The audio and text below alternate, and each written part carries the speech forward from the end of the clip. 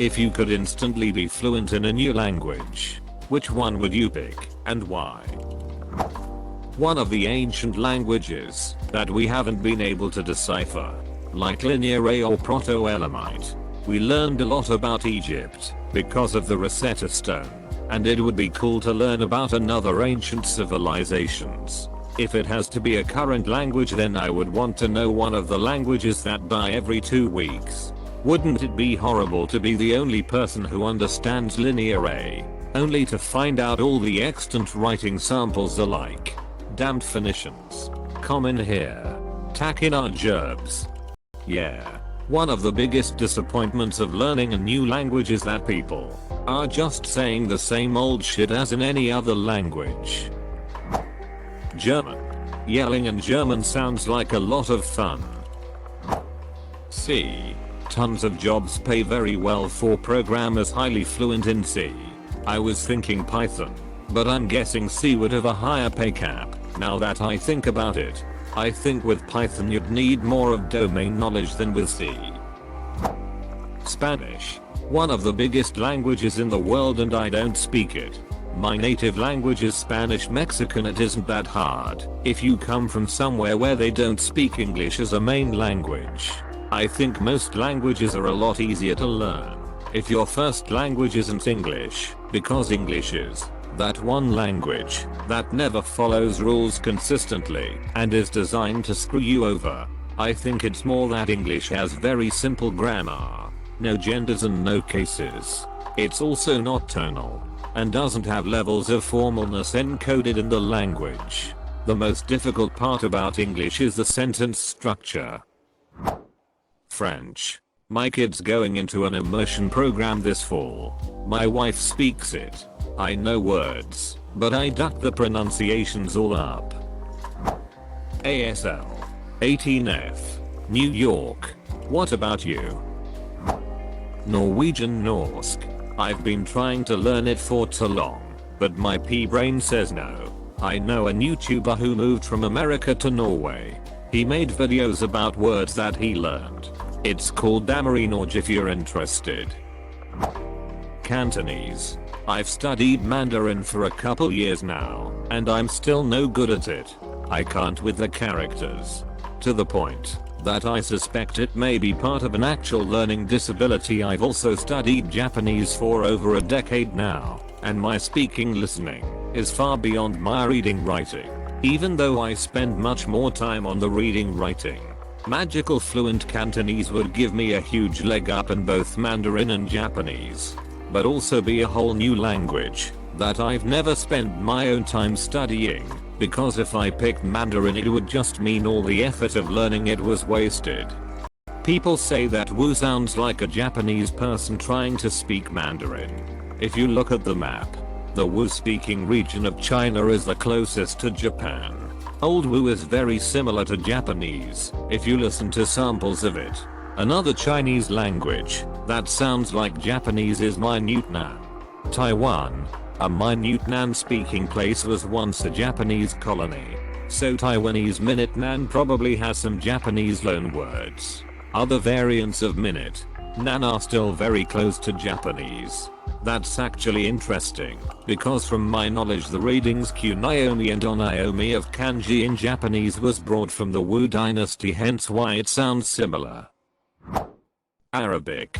I think it would be funny to be a white boy from Kansas who somehow knows Arabic. Also OP has the best username ever. A friend of mine did the Peace Corps for a few years and was placed in Jordan, where she learned a hick version of Arabic. We traveled to Israel and was able to see firsthand the strange looks she'd get. You just don't expect a tiny blonde girl to speak a counterfeit version of Arabic. French. I'm Canadian and would love to be able to comfortably understand people and signage in French-speaking parts of the country. In almost 9 years of forced language classes I can speak just barely enough French to say I can't understand any French. Should asked my parents to put me in immersion 3. Gaelic. I regret nothing. Japanese. because I'm a duck and degenerate weeb, and that would greatly broaden the horizons of what shitty visual novels I could read. Now that you say it, there is that manga that is only available in Japanese and French. I would kill to read that one. Italian. My great-grandma was 100% Italian and spoke it, but didn't pass it down. I always dream about an alternative life, where I speak Italian, and would move to Italy, hopefully meet a sexy Italian man. Don't you find it so odd that she never taught her children the language? I have a friend whose Japanese mother never, ever spoke it in front of the kids. Seems such a shame. Early 20th century immigrants to the US, Canada, Australia, etc. pretty much made a one-way trip. Phone calls were prohibitively expensive, really up until the 1990s, and there was a lot of pressure to simply assimilate. My grandparents came from Poland to the US in the 1910s. My mom and her siblings, born in the late teens through 20s, all spoke Polish until going to school. My grandparents died before I was born. I'm the youngest of a big family, and the only one who speaks any Polish, which I learned as an adult. My wife is an immigrant, and as I sit here, my boys are on a video phone call with their cousin on the other side of the planet, all speaking in my wife's native language. That is a hard one. Either Russian or Polish, because I always wanted to learn it, and maybe drive over to Poland someday. Or learn Turkish, because many people in my country speak it, and it would be awesome to order kebab in their language and actually understand what they are saying. Or Latin. Like if I would actually speak real Latin like they used to and just stuck with people. Mine's because most people I know didn't really learn to speak it, but only to interpret it. Other than that, I might take French or Spanish, which I actually should be able to speak, but I barely speak those languages, but understand them fairly well. Mandarin or Hindi.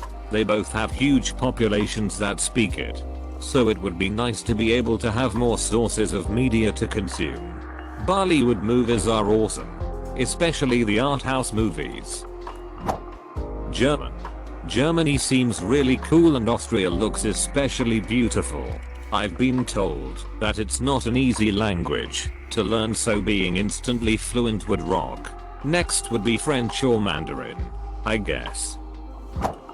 French. Jesus Canadian, and it is our other national language. I speak a little, but I would not mind being fully fluent. In Vancouver or Toronto, I would think Chinese or Hindi might be more useful than French.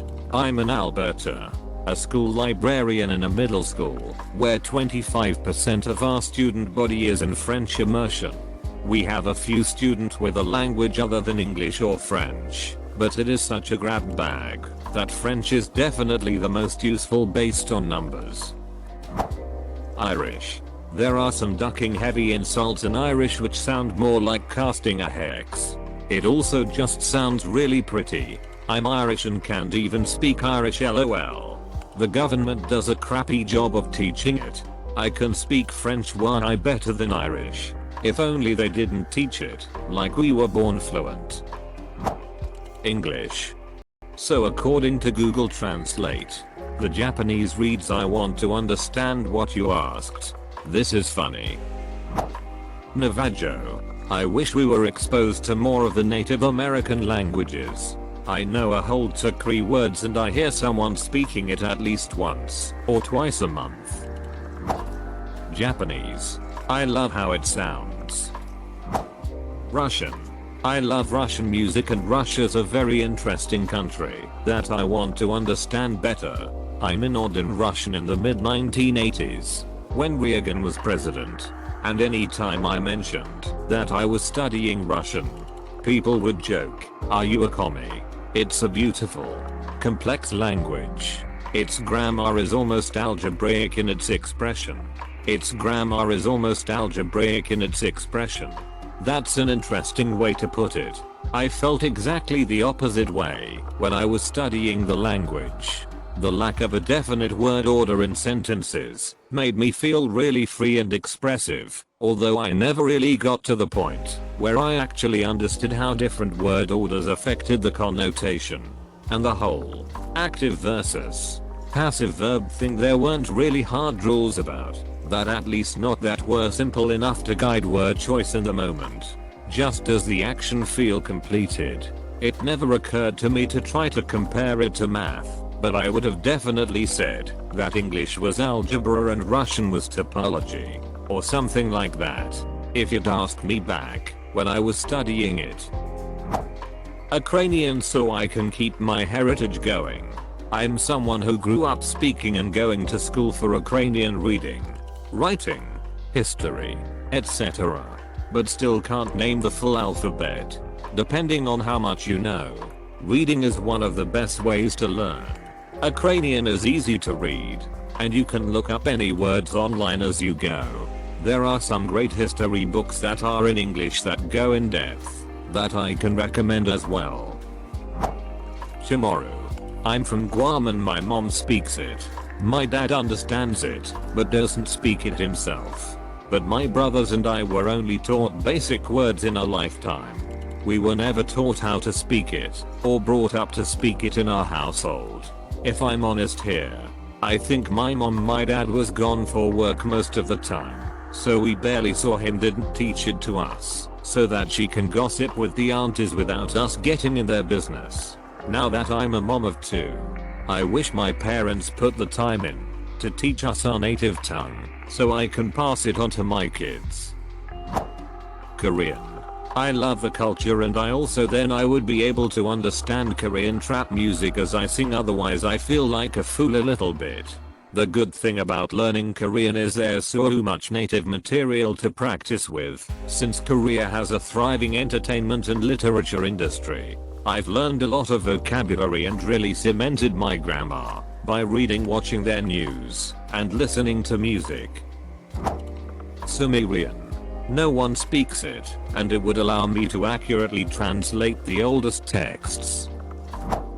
Probably Spanish. Aside from being a beautiful language, being bilingual with Spanish is a very in-demand skill, especially in my state. Mandarin for future employments in this Chinese century. My wife's Chinese. My Mandarin sucks. I'd love to be fluent in her language. Latin. You didn't say I couldn't pick a dead language. Why? I love history. I think that Latin would serve me very well. Korean so then I could be sure I'm not accidentally summoning a demon when I sing along to K-pop, and so I have no need for subtitles. Irish or Welsh. They're such beautiful languages. Korean.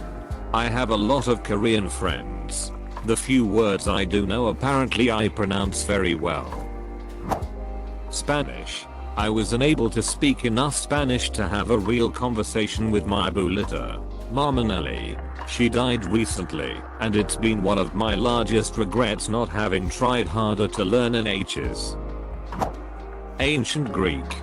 Nobody will be able to read my Dungeon Master notes, and also Greek is pretty cool.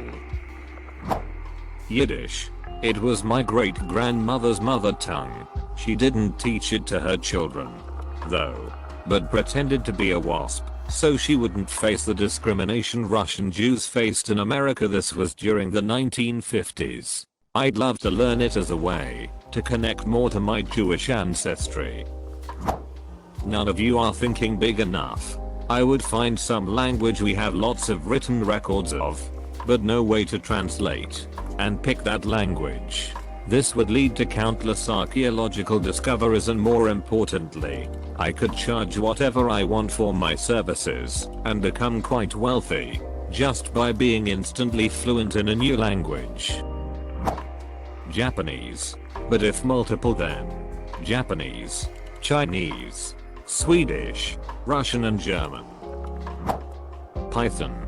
As I use it in my current job and don't know enough. Next is C.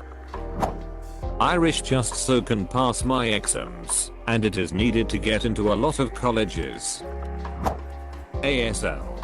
I'd love to be able to talk without talking. Non-verbal language communication. If you consider that one. I overthink people's non-verbal cues, facial expressions, body movement or tone all the time. It'd help my anxiety for sure. Laughing. Japanese or Korean. Just to flex, to be honest. Also to understand the culture, of course. Klingon. Sanskrit. French. I'm Canadian, and being English-French bilingual increases your employability, at least in my sector in Anglophone Ontario, multiply 100. Spanish. It is used widely where I live. My 1 semester in college Google Translate leaves me wanting more. French. It makes you more employable where I live, by being able to speak the language of 28% of the population. 23 of the 28 speak English. By the way, 95% speaks English, but you're more employable if you speak French. I'd go with Basque because it's really hard to learn if you don't grow up speaking it. Korean. Of course. My 13-year-old stepdaughter loves K-pop and has taught herself lots of Korean phrases.